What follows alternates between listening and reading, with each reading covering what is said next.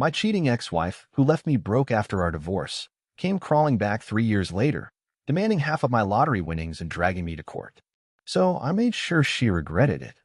I'm a 39-year-old guy, and if you told me a few years ago that I'd win the lottery, I wouldn't have believed it. Back then, I was at my lowest, recently divorced, barely scraping by, feeling like the whole world was against me.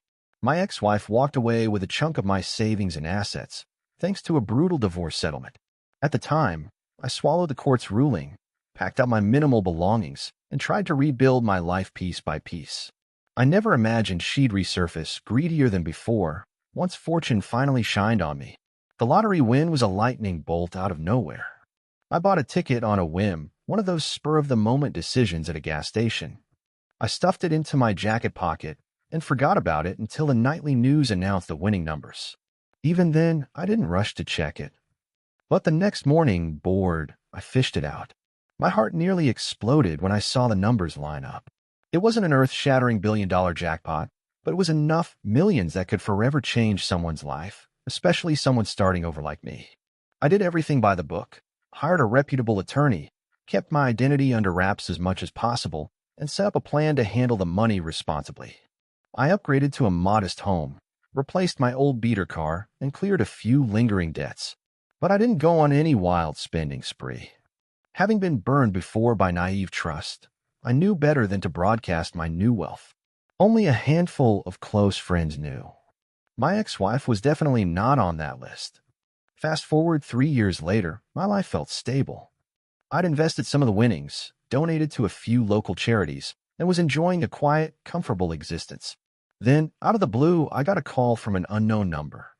The voice on the other end sent chills down my spine. It was my ex-wife. She greeted me with a syrupy tone, acting like no time had passed. "How've you been?" she asked, as though we were old pals catching up. Stunned, I asked what she wanted. She danced around a question, spouting cliches about missing me, wondering how life had treated me, and so on. I cut to the chase. "Why are you calling?" She hesitated, then dropped a bomb. "I heard you came into some money. Mind if we meet?" My lawyer's warnings echoed in my head. Once people sniff out you have money, they circle like vultures. I told her I was busy, but she pressed, claiming she wanted to talk about unfinished business from our marriage. That was nonsense. Our divorce was final. Sensing trouble, I hung up, unsettled but resolved not to let her worm her way back in. A week later, she showed up at my house unannounced, leaning against a sleek rental car in my driveway. She gave me a wry smile. "Guess you forgot to mention you won the lottery," she said, faux casual, stepping inside as if invited. I stood my ground. "We're not married anymore. My finances are none of your concern." She scoffed, scanning my updated living room. "Oh, look at you now. New place, nicer furniture." Must be nice. I braced myself for whatever angle she was about to play. She perched on my couch, crossing her legs like she owned a place, and started spinning her tale. She talked about regrets, how life after our divorce hadn't gone the way she hoped, how she'd realized what we had was special, how maybe we could start over. But her eyes kept flicking around the room, taking in the upgrades, confirming her suspicions that I was indeed in a better financial situation. I felt a twinge of old bitterness. This was the same woman who cheated on me and then hammered me in court for every dime. Now she wanted a second chance. I calmly asked her to leave. She refused, turning the conversation to support. She claimed she'd fallen on hard times, was jobless, behind on bills, and someone told her about my newfound wealth. The more she spoke, the more my anger simmered. Finally, she said, "Look, I think I'm entitled to part of your lottery winnings. After all, we were married." I nearly laughed. "We got divorced 3 years ago. You left me broke, remember?" She waved a hand. "That was different. Now you have money that, in a way, we should have had together." The entitlement was jaw-dropping. She asked for a substantial check, half to be exact, claiming it was only fair. "We spent years together, and you wouldn't be where you are without me," she argued. I reminded her that she cheated, that the divorce was finalized, and that the lottery windfall happened well after we split. None of that mattered to her. She threatened legal action, insisting some states have laws about marital assets if won within a certain period. I called that bluff, pointing out the timeline. The ticket was purchased, and the winnings claimed long after the divorce was final. Even if she tried, the law didn't support her. But she smirked, as if already plotting a new plan. Days later, I got served with court papers. She was taking me to court, claiming my lottery prize was concealed marital property or unreported winnings during the divorce. I nearly punched a wall in frustration. My attorney assured me I had nothing to fear if I showed the timeline and the official date of the winning ticket. But it still meant we'd have to go to court, which was time-consuming and stressful. I half expected her to drop the case once she realized she had no legal standing. But she pushed forward, likely hoping for a settlement. Maybe she banked on me, caving to avoid legal fees or publicity. At the same time, she ramped up the pressure, sending me manipulative texts. You owe me for the emotional torment of our marriage, or don't you want to do the right thing? She even tried guilt.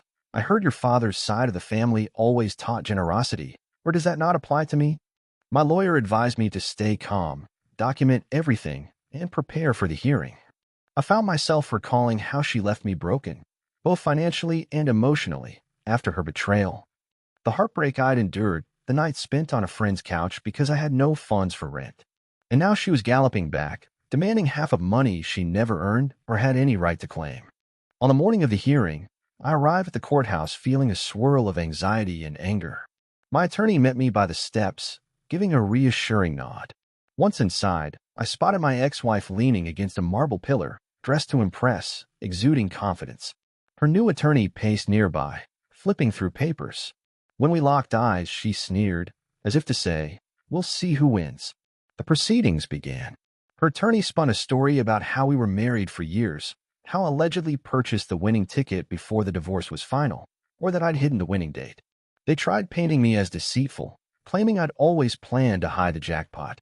My attorney calmly produced the official lottery documentation, complete with purchase date, claiming date, and my bank statements that showed how the deposit occurred nearly a year after our divorce was finalized. He argued there was no basis for her claim, no overlap with marital assets. The judge nodded, carefully reviewing the evidence. My ex took the stand, tears flowing on cue, talking about how she felt cheated, how the future she believed we'd have. The judge asked pointed questions. Did you or your ex-husband finalize your divorce on date? She admitted yes. Was the lottery ticket purchased and claimed afterwards? She had to concede the documents indicated so. She tried to spin emotional angles, claiming she contributed to my well-being, that she was the reason I even had the money to buy a ticket. The judge remained unmoved. I watched with a strange mix of pity and satisfaction. She'd thought a tearful performance could sway the court. But facts were facts. My attorney hammered home the timeline, the lack of any legal standing for post-divorce assets.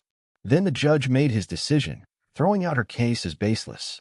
He reprimanded her for wasting the court's time and strongly suggested she refrain from further litigation on this matter. Before the gavel dropped, her attorney tried a last-ditch motion for an appeal. The judge brushed it aside, explaining there was zero ground to proceed. My ex-wife's face burned with anger. She glared at me, as if I'd personally betrayed her again. I steeled myself, ignoring her silent fury. My attorney shook my hand, congratulating me. I exhaled, relief flooding in. But the drama wasn't over.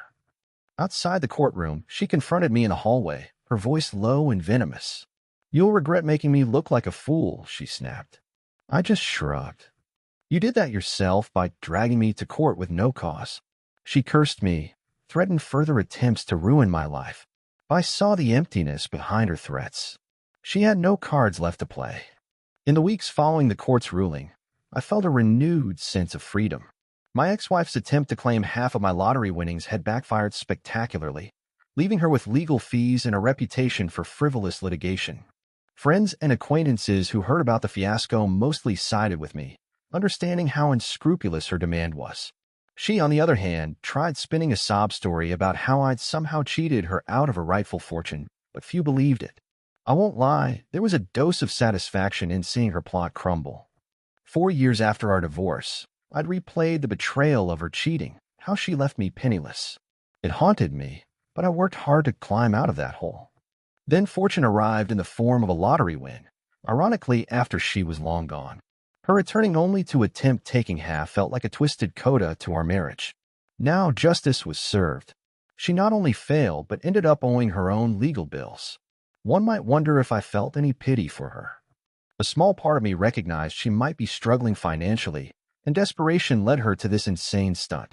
But the larger truth was that she'd shown no remorse for her past deeds. She demanded something that wasn't hers, and tried lying to the court for personal gain. Compassion for such behavior? Hard to muster. Some people asked if I considered offering her a settlement to avoid court drama. The answer? Absolutely not. She had zero rightful claim to my post-divorce windfall, and she left me in the dust, cheating and draining my accounts. So no, I wasn't about to give her a single cent, especially after she tried to sabotage me again. Now, I'm living a calmer life. I keep a modest profile, invest my winnings carefully, and avoid flaunting money. The memory of my ex-wife's greed remains a cautionary tale about trusting too easily and underestimating how far entitlement could drive someone. If her plan had succeeded, I'd be robbed of half my earnings. Instead, she ended up humiliated in court. And I can't say I'm sorry about that. Occasionally, rumors pop up that she's complaining about my coldness, that I shut her out even though we once shared vows. But that's the same logic that justified her original demand. A vow broken by her betrayal carries no weight once divorce is final.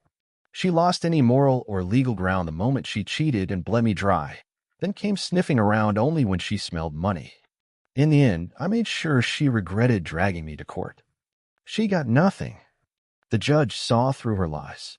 My life moved on, while she was left to stew in the consequences of her greed. A classic example of someone trying to have their cake and eat it too, only to end up losing big.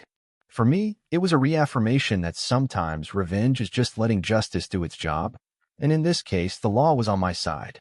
I can't think of a more satisfying conclusion.